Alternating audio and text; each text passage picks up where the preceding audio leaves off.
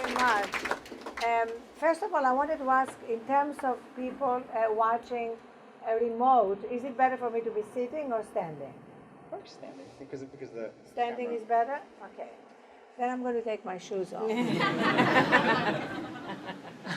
Because it's much more comfortable. So I apologize for the delay, and I'm very happy to be here.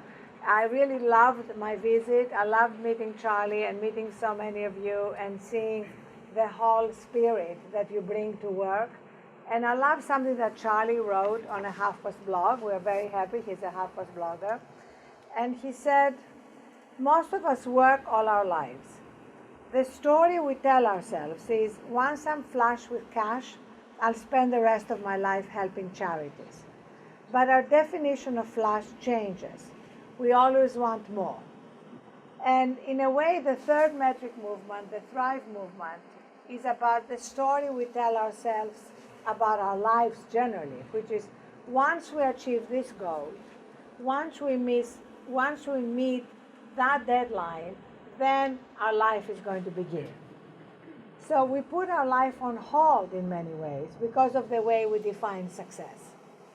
And my own personal journey, and the book is partly about my own journey and partly about the way my own journey intersects with what's happening in our world. So my own personal journey began in terms of thriving on April 6, 2007, when I collapsed from exhaustion, burnout, and sleep deprivation, hit my head on my way down, broke my cheekbone, and got 4 stitches on my right eye.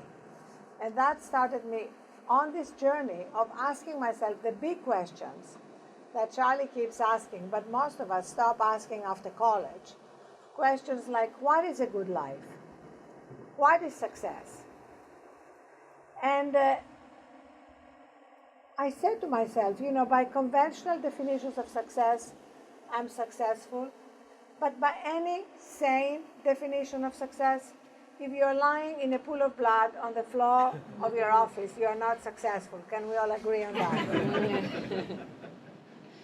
So that started me looking around and seeing that we do define success in terms of 2 metrics, money and power.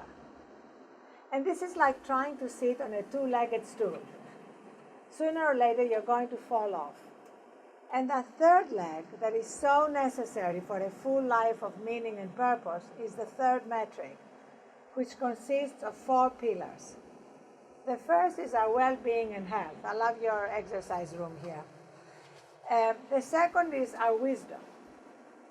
The third is our capacity to wonder and really bring joy into our lives. And the fourth is giving. So you see how our messages are very aligned. And when you incorporate these dimensions, together with the first 2 metrics, nothing against money or recognition or achievement, then life is complete. But the world will keep sending us insistent signals about the first 2 metrics, about money and climbing the ladder, and we forget the others.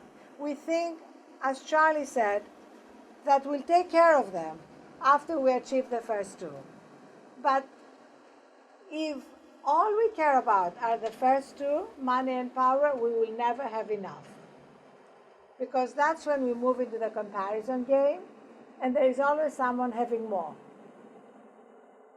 And I quote Michael Baryshnikov, the great ballet dancer in my book, who said, I don't try to dance better than anyone else. I just try to dance better than myself. Because the comparisons game is one of the worst things we can do in our lives.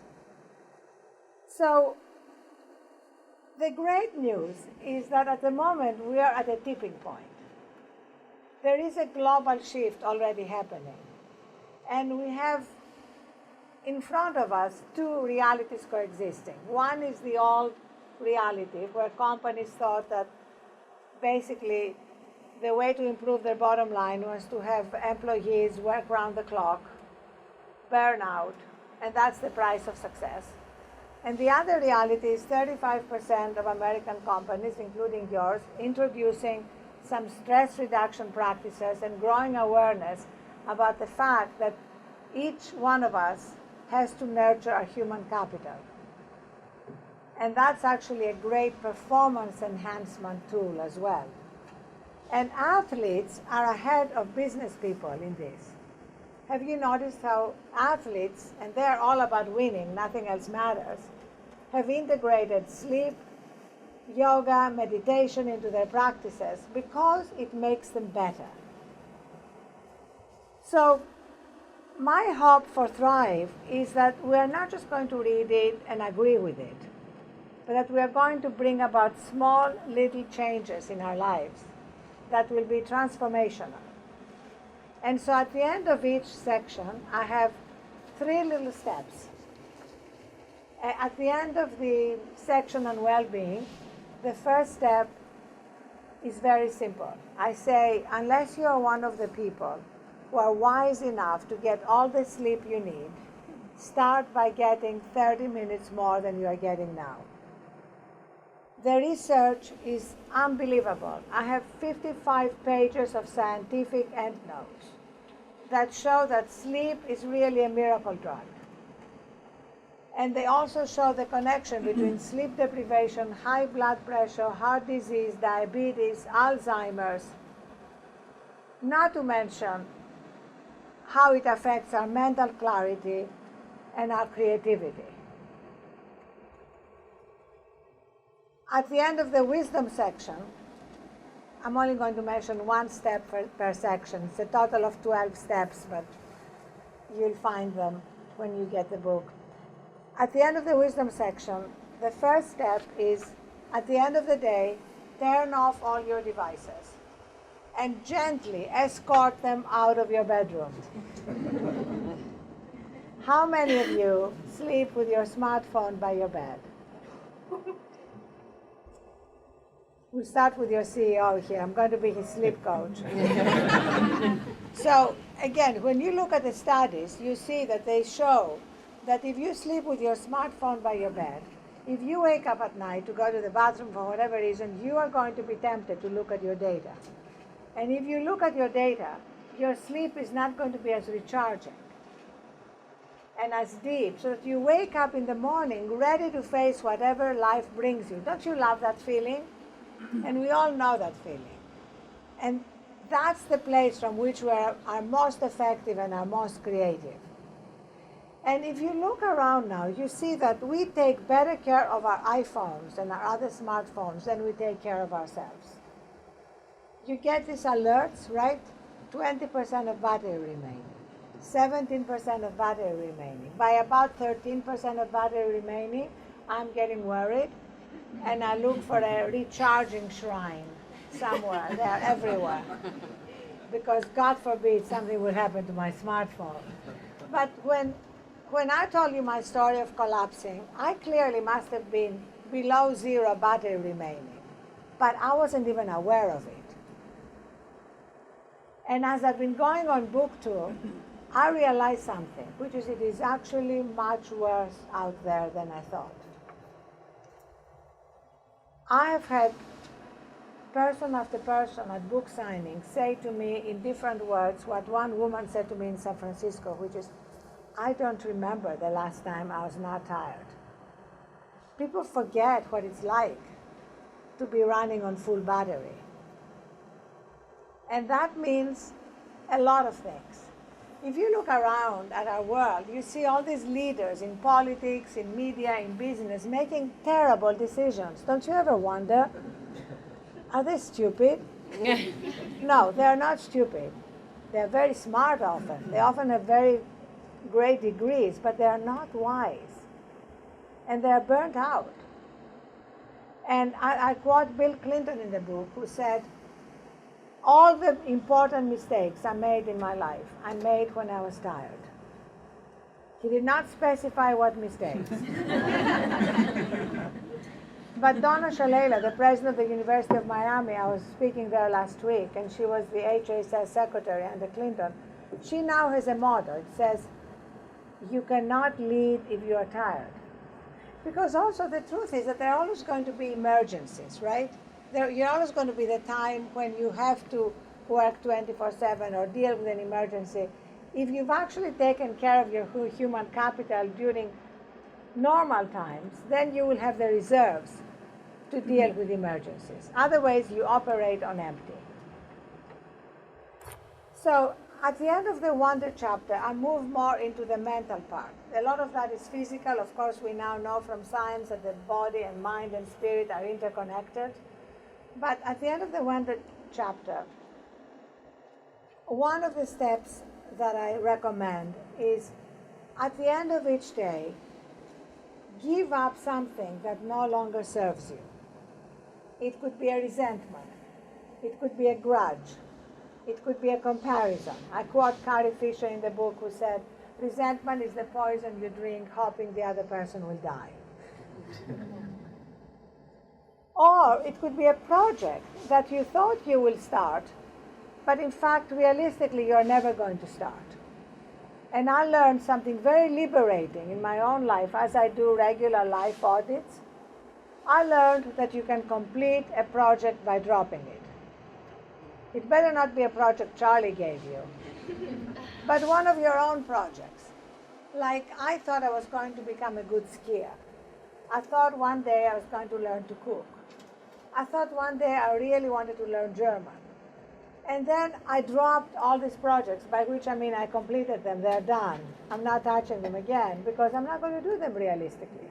So that gives me the energy to actually do the things I'm really going to do, as opposed to unconsciously draining some of that energy into projects I'm not going to do.